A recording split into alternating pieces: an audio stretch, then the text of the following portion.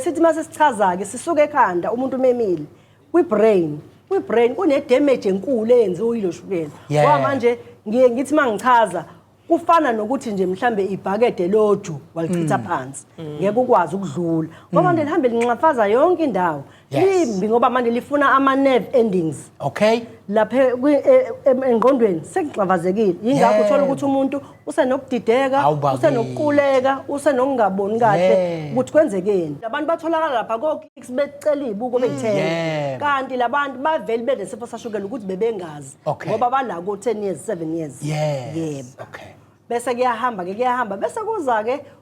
kowesilisa nowesilisa naye affecteka nowesifazane bobabili kodwa abantu abadumile kuthiwa abesilisa abanenkinga mabe noshukela kanti bobabili nabesifazane nabo baya affecteka ngoba owesilisa uthola ukuthi umphambili wakhe awusawusebenzi kahle ngenxa yokuthi affecteke ama nerves njengoba ushukela ocifizeke phansi